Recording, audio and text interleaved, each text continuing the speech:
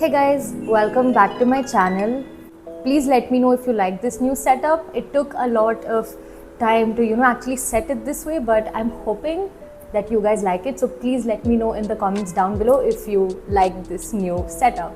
So yes, I know it's been a while since I've posted, and the reason for that was because I was quite unwell, and as a result of that I had a lot of office work to catch up on.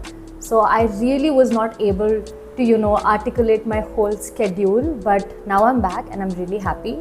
So I actually thought that I have been posting about skincare, hair care, stuff like that, and mini vlogs as well.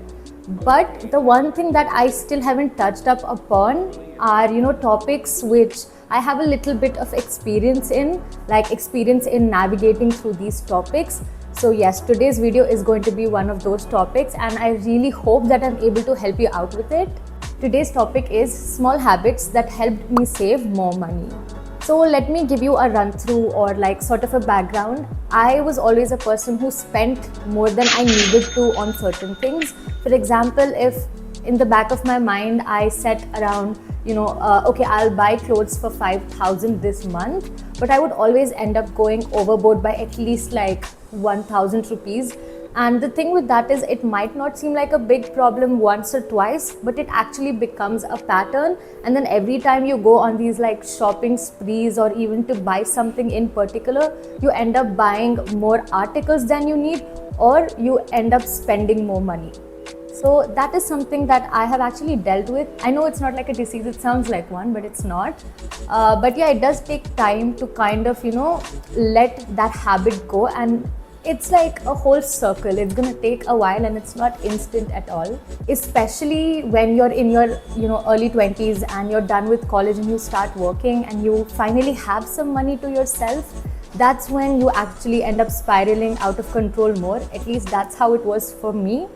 So yeah, today's video is for people who have sort of dealt with the same or are dealing with it right now. But yes, I promise you that you can actually cut this pattern off completely from your life. Small habits that helped me save more money.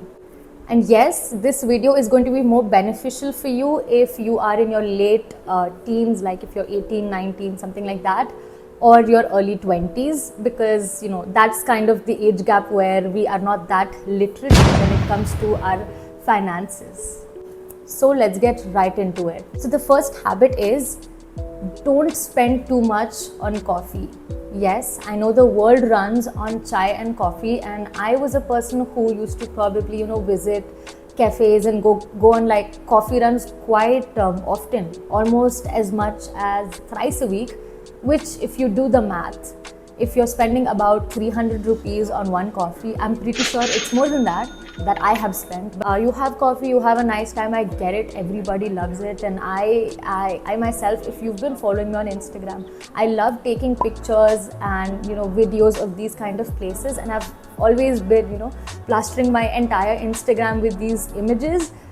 But sooner or later I did realize that I was spending more here, because when you have a limited budget, or if you are a person who goes ahead and thinks about what they're going to spend on, you will realize, if you go ahead and calculate how much you're spending, go on your Google Pay transactions and check, and you will realize that you actually spend more on coffee if you are like me. And I decided that I have to reduce it, because I don't really like driving to places. I usually take an auto, or I walk to places. But that is an expenditure that I'm not able to cut down much. But I realized that coffee is definitely something that I can cut down my expense on. So that's what I did.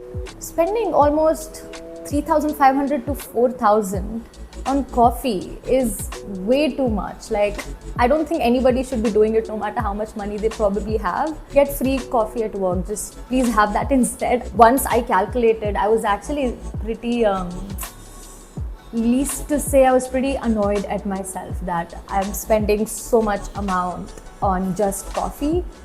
It would be wrong to point this out and not give you guys a solution. So let me give you a solution to this coffee problem. The solution is that you have to learn how to make good coffee at home. So I was actually not that good at making coffee. I was really good at making chai, but not coffee. And so whenever I wanted coffee, usually I would go out and get it. but I realized that you can actually make a really good coffee at home. It's gonna take a few, moments of trial and error, but once you find the actual recipe, you can like totally be hooked, and you're probably going to spend like 1/4 of what you would spend on a cup of coffee at a cafe. So yes, save yourself some money there. I like filter coffees, so I always go to Udupi to have these filter coffees, Rameshwaram or Udupi or something like that. So yeah, if you really want to have coffees outside, go ahead and get it, but don't be an idiot like me and spend 3,000 to 4,000 on just coffee every month by going outside just to get cutesy pictures. The second habit is don't fall into the trap of trends. I know how much everybody likes following trends, but the thing is, I find myself not using those products or pieces of clothing later. For example, Labubu. It's expensive. It's insanely expensive for just a doll, and I know it's cute and all. I have it too, but I have it only because I got it as a gift from my baby cousin. But I feel like these are things that come and go, right? It's usually marketing, it's PR, so you end up falling in that trap and purchasing these items that you're not even probably going to use later, and it's just gonna sit in the back of your closet, and then you're going to later look at it and feel like, oh, that was an insane amount of money I dropped just to get this piece of clothing that I don't even use anymore. For example, Laneige as well. I made a video. If you haven't watched it, please go ahead and watch it.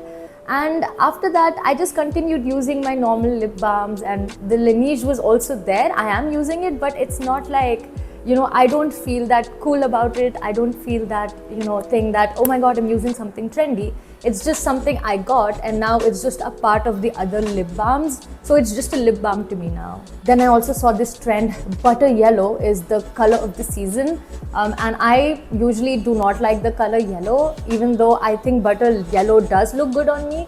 But now that it's a part of the trend, brands are coming up with their own perfumes, with their own, lip balms and lipsticks of that particular color to cash in on people trying to follow the trend.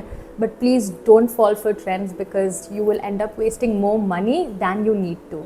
I mean, I know that it's really, tempting, because if you're like me using Instagram a lot, you're going to keep getting bombarded while you scroll through your Instagram. Each and everything has an ad. There's buy one, get one. I also saw a buy one, get two offer. And you really want to always go ahead and click and just check, maybe I'll find something that I want. But again, it's like, you probably don't need it. You really don't. You have to steer clear from these kind of ads as well as these kind of trends. But if you struggle to kind of ignore these things, just ask yourself, do you really need this? Like, is it a want or is it a need? And do you really actually want it, or is it just the ad that is tempting you so much to actually get your hands on it? Will your life be the same even without it? Probably yes. I don't think that a red lip balm is going to really change your life that much, will it? And it's the same story with, footwear and clothes. I saw this ad, and, they're selling these really chunky high heels. They look like this.